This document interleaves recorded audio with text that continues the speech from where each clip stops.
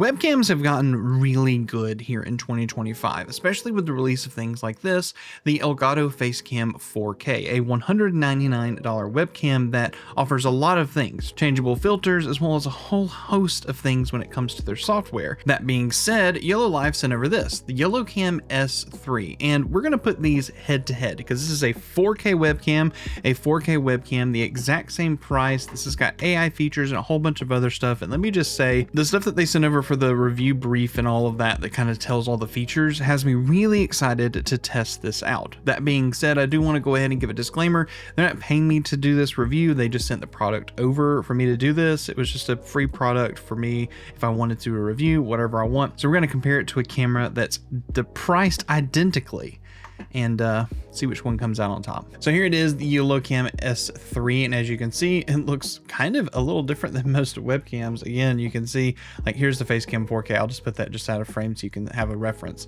But anyway, there's not much on the box on the outside, just a whole bunch of just stuff here, what's included in the box, which we'll get to in just a second, and then all of their stuff here. Yes, it does have a 1 1/3 inch large CMOS sensor is what they've said. They have the AI Compose. They have an actual app that goes along with it, which we'll take a look at. It says pro grading, all the stuff, and ultra fast autofocus, which this does not have. This is just a solid focus camera. This has autofocus. We're going to see how good that is, and let's go ahead and get this unboxed. All right, awesome. So we've opened up the box. Go ahead and do this. It's actually got a pull tab. This might be the webcam itself, and then maybe these are some accessories. Let's go ahead and see what we've got. Let's go for the bigger box first. Yep, this looks like accessories as well as the guides and stuff. They have this YoloCam, this red thing that just looks like paper. Here's the actual manual for this. Pretty interesting.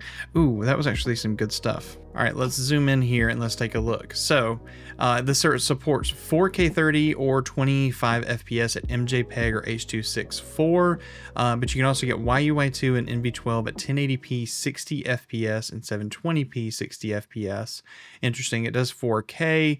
It does have auto and manual, ISO, auto, white balance, shutter speeds auto, a bunch of other things here, nothing crazy, but this is the stuff that most people are probably going to pay attention to. But 4K 30, no 4K 60. So let's keep unboxing. All right, let's go ahead and see what's inside the bag. It looks like we have a USB-A to USB-C cable. It doesn't really tell me what the speed is of this cable. I'm pretty sure if I had looked in that manual I would saw, but they did include a C to A adapter, so if you needed to do C to A, or if you had a C to C, whatever the case, you could do that, which would be useful. All right, and then this heavy box must be the camera itself, so let's go ahead and get that out. Or there's two boxes in here. Interesting. These seem rather small.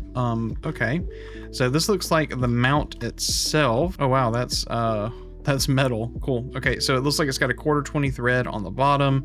Pretty typical attached to the monitor mount. This tilts up and down, but it doesn't have an attachment. Like, how do I attach the camera?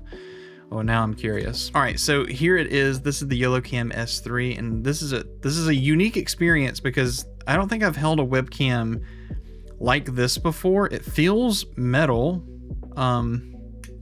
It's definitely metal all the way around, except the very front feels like it's plastic. And then it has the sensor up here in the front. This is not a twistable or rotatable ring, it seems. Looks like there's an LED light. There's a USB, but there's no way to actually attach this to anything. There's no 1/4 threads. How does it attach to this? Oh, okay, so that was magnetic. Is it magnetic? It is magnetic all the way around because it is obviously a metal body, except for the top. Can't mount this upside down. You can't mount it on the side. So yeah, okay, so there's a little magnet icon, and you can basically do a sideways mount, which is horizontal, or you can actually flip it and do it vertical, and do a vertical mount. I will say I'm not really crazy about the fact that, well, I mean, I guess there is a 1/4 thread here, so I'd have to use that. I don't know, but I mean, it's a pretty strong magnet. I mean, you can see that I had to kind of pull there, but no hard attachment on the camera. I don't know. Maybe that's me being a little too picky, but I would assume that there should have been a hard attachment. That being said, this, I mean, you saw, like, look, I'm pulling the actual thing apart before it actually gets disconnected. So maybe that's just me being picky. Anyway, none of that really matters. Let's see what the actual camera quality is. Let's plug it in. So what you're currently looking at is the YoloCam S3, and you're seeing what I'm seeing. And go ahead and tell me down in the comments, what do you think of this view? Is it good? Is it bad? I want to test the autofocus and everything that's inside this software, the YoLoLiv Compose. My curiosity is, will it save it to the camera, any adjustments that I do? So we'll test that. Then we're going to do a side-by-side with the actual Facecam 4K. So anyway, I want to go ahead and just talk about some of the adjustments here and see what's inside. I have already put it in OBS, and I know that at 4K 30 you only get MJPEG, and it flattens out the image just a little bit just because of MJPEG. So we'll take a look at that here in a moment as well, but let's just go ahead and take a look at this software and see what all they include. All right, so we're on the main page for this. You basically can just select your camera. One thing I will say is, if you buy this or if you're looking at any of these cameras, make sure you go to settings and go to firmware, and make sure you check to make sure you're on the latest firmware. I had to update this one to the latest firmware.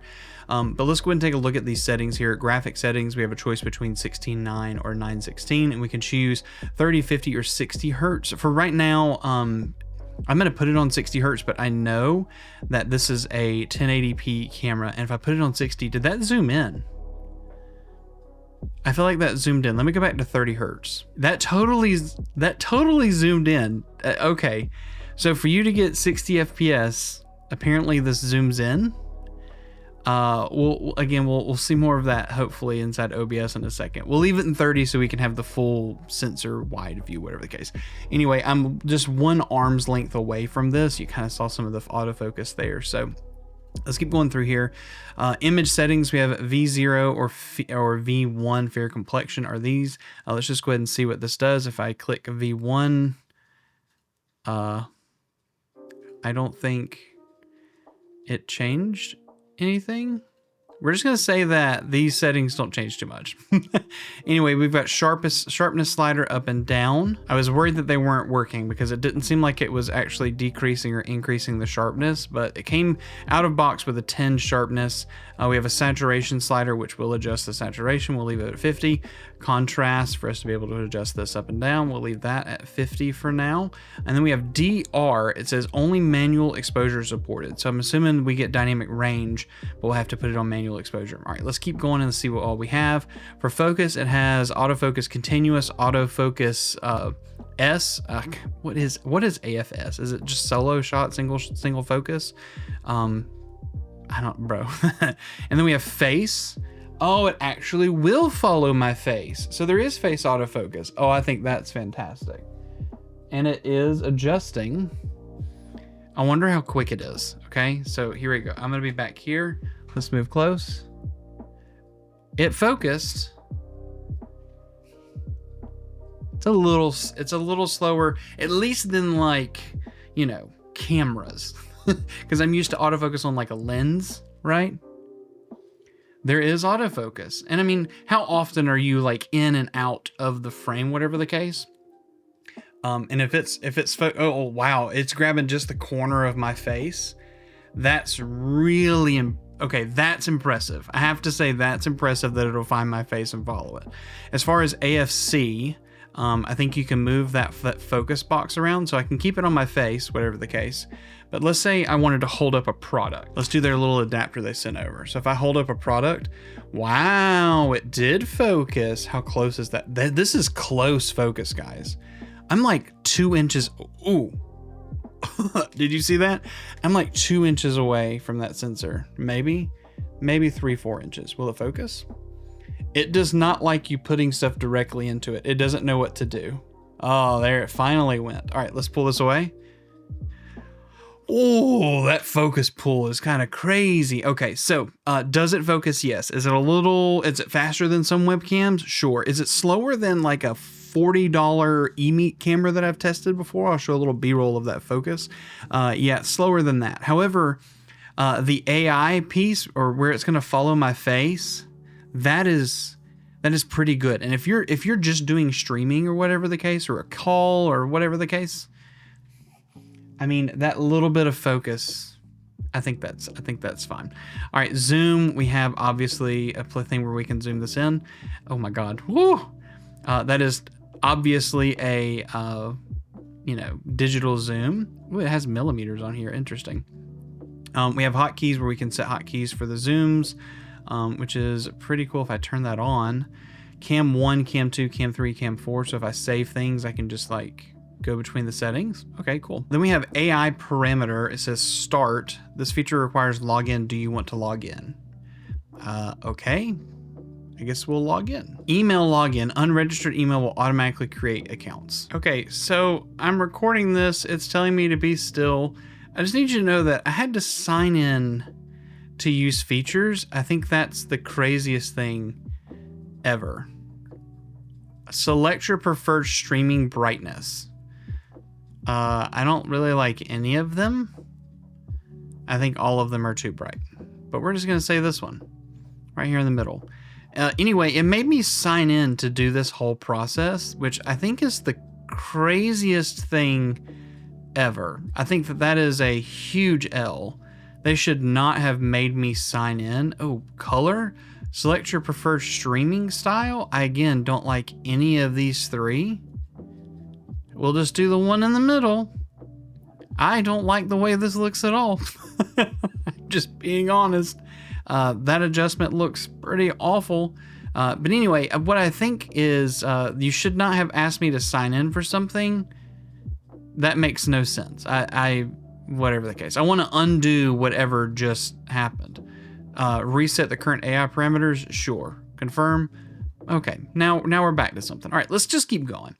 Exposure, we have auto and manual. We have auto locks. We have anti-flickers. And then we have exposure adjustment. So let's go ahead and go to manual, and we do get an ISO and a shutter speed adjustment. So we're at 30 hertz. We're at 1/60, which is fine. Let's go ahead and lower the ISO a little bit and get down to something a little bit more manageable. I think 800. See, what I don't want to do is like blow out the colors that are here on my face, but it's 800 or 640. I think I'm just going to go with 640 and just let it be a little contrasty. I might remove some contrast here in just a minute. Shutter speed we'll leave alone. White balance, it says auto or manual. Let's go to manual and see what happens.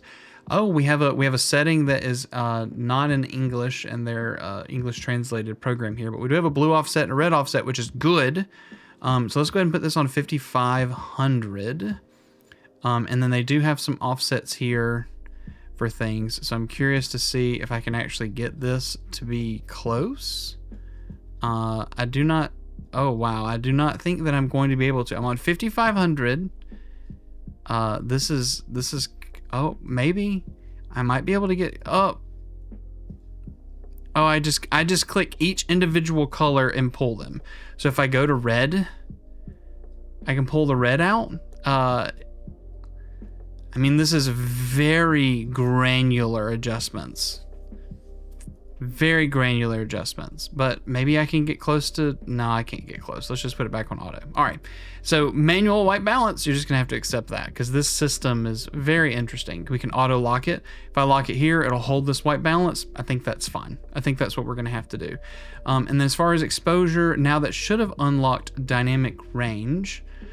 So let's go ahead and increase. Oh, it just basically is pulling the contrast and pulling some other stuff out. So what I'm going to do is, instead of increasing this to add a bunch of like black in the background, I've lowered the ISO and I'm just going to drop this so it brings the shadows back from the back of the room and kind of smooths things out. So I think that's actually, I mean, it's looking like a pretty decent image right now. Okay, and I still have autofocus and I'm on 30 FPS. Let's keep going and let's talk about some other things. So I'm in this panel here and you can't really tell what's happening in this panel. I have to put it inside OBS, but you basically go into this little panel, you click a color, and then you can adjust where that color is. Like for example, if I wanted to adjust maybe this blue in the background, I could make it more green and it would adjust the green, but on the live preview, not necessarily here. And it remembers your color corrections. So if you wanted to adjust a specific color or pull some reds out or something like that, you could do it. You could adjust the brightness of those individual adjustments. Interesting that it actually does it this way. And then even for professional, it gives you more of a hue map that you can actually adjust and move some things. You can save these drafts and kind of save all of this. I think this is a really cool feature. However, most people are not going to be doing these kind of adjustments. If I'm being honest, I like that this is here. I'm not sure how practical this necessarily is. And then for this last one, it says live scene. However, it doesn't really have any adjustments. I clicked live and I think it adjusted all of the settings that you do here. It puts everything, it literally adjusts everything. The problem that I have is if I go here, there's no way to actually create a scene. This turns on or off the preview, by the way. Even in here, there's just hotkeys to adjust things, but there's not a way to actually create more scenes. It's an interesting, oh, here we go, save scene. I got it now. Okay, so let me adjust this and we can go back and forth and you can see like out of box what it is compared to what it isn't. So let me go ahead and do that again. We'll go to auto. We're going to lock this. We're going to go back to exposure. Bro, that made a huge difference. Okay, I missed this setting earlier, but there's a setting here called lens shading correction. I think that's maybe vignetting or something. For some reason, I kind of like the way it looks with it on. If I'm being 100% honest, I kind of like the way with it on. I don't know, bro. All right, I'm gonna hit save scene and we're gonna be able to see this. So there's gonna do like DC. Well, you can't put spaces, so we're just gonna say DC version. We'll hit confirm. Let's go down here. So we see that here. If I click standard, I guess this is what came out of box. This was out of box settings, and then this was the adjustments that I made. I kind of like it. Oh, I need to go back because I need to actually turn on face focus. Let's hit save scene. You can't edit your previous thing, I think. Oh my God, this is annoying. So you change anything, you have to make a brand new version. You can't go back and save anything. So let me delete these other versions of this camera. That's okay. All right, so here's standard. This is how it comes out of box. And here is the adjustments I have made. I really like this image. If I'm being honest, I think it's great. I've got it on face focus, so it's not gonna wanna focus on anything I put in front of it, which is fine. And it immediately grabs my face. That's actually really good. Okay, I'm done talking about it. Let's get them side by side. Let me show you the Facecam 4K kind of in the same kind of visual, and then we're gonna put them side by side in the program. Again, this is probably 1080p, not 4K. I'll show you what it looks like 4K in just a moment. All right, and here's the Facecam 4K. It's also at 1080p 30, and this is stock settings out of the box. However, we know how good this gets based upon the adjustments, and I'm gonna go ahead and make those adjustments again to give this camera its best shot, and then put them side by side. Again, both of these include software, and this is Camera Hub. You don't have to sign in to use Camera Hub, which is interesting. So let me make some adjustments on this, and then we're gonna put them side by side inside of OBS. And here's the Facecam at 4K. I've made some adjustments, and here's where I've landed. I'm actually gonna save this profile to the camera, and then we're gonna go ahead and connect these inside of OBS and put a side-by-side comparison. So here's both cameras. On the left side of your screen is the Facecam 4K, and on the right side of the screen is the YoloCam S3. And you can go ahead, if you will, please go down in the comments and let me know from this immediate piece right here, which one do you like better? Is it the Facecam 4K or is it the YoloCam S3? And I keep looking down because that's where my screen is, and I'm also trying to figure out which one I like better currently. All right, so let's go ahead and talk about each camera inside of OBS. So let me switch scenes. So what we're seeing right here is the YoloCam S3, and we have this at custom 4K resolution at auto selected 30 FPS. We do get 2997 as well as 25 to choose. And if we drop down to 1080p, which is what I want you to see, if I drop down to 1080p, it's going to try to match the output FPS, which is 60 FPS on my computer. And while I'll go ahead and tell you something, does it look crispy? I have to say, this is actually quite impressive. However, that crop, did you see the big crop when we did 60 FPS? By the way, this is still on MJPEG. Let me go to YUI2. So this is YUI2. This is a more uncompressed format. It's not as smooth. We do get 60 FPS still. Let me change it to 60. We do get 60, but it is not very clean. As you can see when I move around, we'll go to NV12. NV12 is as smooth as MJPEG, so we might stay there. And then we have H.264. By the way, if you do H.264, it tries to encode it on the webcam and then send it up, so it's not real time, and I'll show you that. I will not sync my audio so that you can see the difference. For example, clap, clap. It's a little behind, bop, bop, bop. So H.264 is a little behind, but you can see on MV12, we're pretty solid. This is on point here. And as it is, this is a webcam. I'm going to be honest. This looks too good to be a webcam.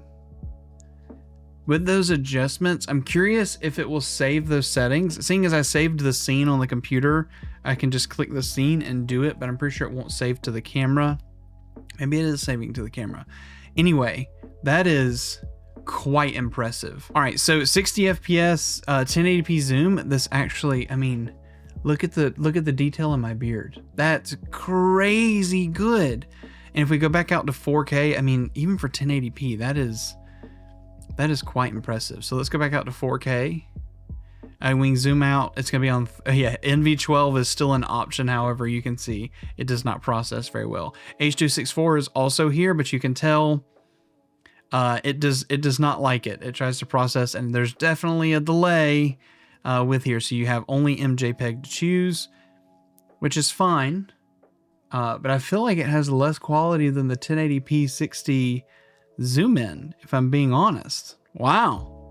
I think you use this camera only on 1080p. And here's NV12 on 30. Wow, I think this camera looks so much better on 1080p at 30 FPS. So yeah, I think, oh man, what do you say? It's a 4K camera, but it always looks better at 1080p. Let's go back to 4K. Yeah, so here's MJPEG 4K compared to that 1080p. I mean, the crop doesn't seem too bad. If I want that pretty close, like I'm being for real, I think, look at my eyes. Look how like the detail, like you can see, that's very impressive for a webcam. Look at the depth, the field of view. Look at the depth, the bokeh. If I get closer, how is the bokeh as I get closer? How's the quality? I mean, look. That's impressive. The autofocus is doing pretty good. Remember, it's on face focus, so it's following me. And as I get closer to the camera, I mean, it is zooming in, bro. All right, and here's the Elgato Facecam 4K. Let's do the same things here. You can see that we are at 4K 30. We are currently at, I'm pretty sure we're at MJPEG. Currently, yeah, we're at MJPEG to be able to get this view. And again, this is uncropped. This is a much wider camera, much wider camera. There is no autofocus, so it is just full focus. I think it's like a f4 on this sensor to achieve this. It is just full wide, whatever the case. You definitely get the charging cable that's sitting in my floor and all the other stuff. I didn't clean up before this video. We're just gonna leave it at that. But the one thing you do get with this camera is a 60 FPS 4K image that does not crop. Okay, so, I mean, it looks like a 4K webcam. You gotta remember these things are usually really small, but when I'm recording talking head or doing product stuff, I appreciate 4K. You can tell even with like all the noise, because here's the thing. I'm gonna turn off noise reduction, okay? This is no noise reduction on the Elgato 4K. Obviously you turn it on, right? So this is like the raw stuff from the sensor and you get all of that extra noise that's in here. And even if I go to custom, you're not seeing this, I'm doing this off screen. Even if I go to custom and I have full control of this noise reduction and I just go like 1 or 2 stops, and let's just say we allow some of the noise, I mean, it's clear, but you can still see it's a little jello-y. And this is shutter speed 1/60. So to be honest, I just adjusted the shutter speed to make sure it was matching the 180 rule, just like the other camera. So motion blur should feel pretty normal now. Yeah, it actually does feel much better. I've got to adjust my ISO again because I messed with all of that. But as far as the camera goes, I mean, it feels good. The noise reduction definitely makes things feel like a little jello and a little softer. Obviously, the higher you get on that noise reduction, things are going to get soft. And again, I'm on like right now I'm on medium noise reduction. You can still see some of it in there. Let me go to custom, and then I can crank all of this. You can kind of still see some of it there. This is with it off. So this is basically no noise reduction. And then as I start cranking this up, you get some of that. So this is like 10 out of 100% on noise reduction. Anyway, all that being said, that none of that has really anything to do with the camera. What I really want to show you is the fact that this does 4K 60 uncropped. Now, what does 1080p 30? Let's just put apples to apples and see what it does. All right, so I'm not going to go down to 30 because this is a 60 frame, 60 FPS video, but this is 1080p 60, right? This is NV12, okay, not even YU-Y2. This is uncompressed NV12, I do believe. NV12 raw. I'm actually looking inside Elgato Hub, and yeah, this, I mean, it looks awesome. I think this is fantastic. So which one do you like better? I'll toggle between them right now. So I'm gonna go ahead and hit OK on this. All right, so here's the cameras. These are again, these are in 1080p 60. Okay, or this one's 1080p 60. This is 1080p 30. Or this is 1080p 60 as well. It's with the crop. 1080p 60 on the YoLoCam S3. 1080p 60 on the Facecam 4K, both $199 cameras. So my final thoughts on this camera, I have some pros and I have some cons. A pro is definitely going to be this camera quality. I mean, look at it. This is 4K 30. I think it looks fantastic. The amount of adjustments, I think you turn off that lens shading correction. By the way, this is with it on, and it just kind of like, sure, it brings greatness to the frame, whatever the case, but I kind of like this feel. Yeah, I kind of like the vignetting that occurs. Anyway, the video quality of this is really good. I think that 1080p looks just as good as 4K. So if you're just doing a 1080p timeline, you're going to get just as much quality out of this camera. Something else that's a bonus is the adjustments inside the software. There is a dedicated software. You do get a bunch of adjustments when it comes to exposure, focus, as well as white balance, which I couldn't get to work really well. But if somebody can figure out how to use the white balance, that's great. I think you just do auto and then lock it, whatever the case. The scenes, you're able to actually save your scenes into the software.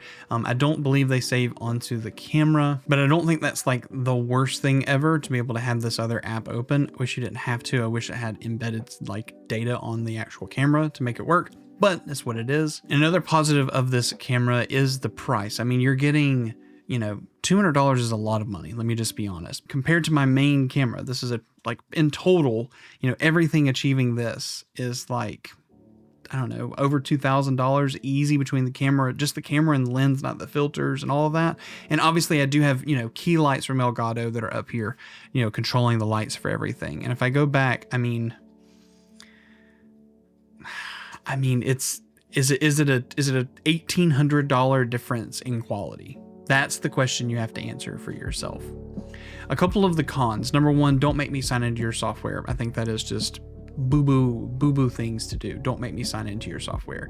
Number two, I think the whole color correction panel is just kind of finicky and not needed. I don't think that that is necessary. I'm glad it's there, but the people who are going to go that granular into it are probably already applying LUTs and everything to make sure those color adjustments that are there. Not sure who target market is for that, but it's really cool. The scenes function, you should be able to edit the scenes without having to create a brand new scene. I think that should be an easy statement. I should be able to click a little edit button and it pop up the scene and all that stuff, and I can edit everything and hit save without having to make a new scene each time and save, especially if I'm hotkeying stuff, because then I have to re-hotkey, and that doesn't make too much sense to me. The white balance section, please just give us a hue slider. If anything, you know, give us the temperature adjustment and give us a hue slider. I think being able to choose each individual color and push it up and down sure is really nice. That's not going to be easy for the typical consumer. I think that's a little too far. And then the last thing is the 60 FPS crop. Now, while I didn't see a huge quality loss,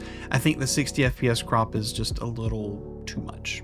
And again, I'll just go ahead and turn that on right here. And here's the 60 FPS crop. And actually this is on NV12, and you can tell that the contrast is actually increased a little bit. I'm gonna turn that DR down. So I will say if you go between MJPEG and NV12, which is what you're gonna do between 4K as well as 1080p, you will have to adjust maybe your contrast or the dynamic range slider. But this is 1080p. 1080p 60, the crop doesn't feel too bad. I mean, I'm close to it, but it feels okay. I think that it feels nice. That's just a downside, that zoom in, that crop in. I can understand why, because you're able to get this much quality on the crop, but I wish there wasn't one. Another downside is for the same price, I can get 4K 60 MJPEG out of Elgato, but I can only get 4K 30 out of this camera. That's kind of most people are not recording 4K 60. And the only reason I do is because I have the opportunity to, and I kind of like 60 FPS when I'm doing game recording.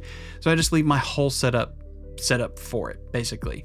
I'm not doing as much game recording as of late, so I might go back to 30, but 60 FPS is just kind of normal for me now, so I might just stay there. So this camera not having 60 FPS isn't the greatest thing for me. However, 1080p 60 looks good. Like, I feel like I could use this as a top-down camera for product shots with no issues. And that'll bring us to the end of this video. Check out one of these two videos. This will be the Facecam 4K video, and then a budget webcam with really good autofocus.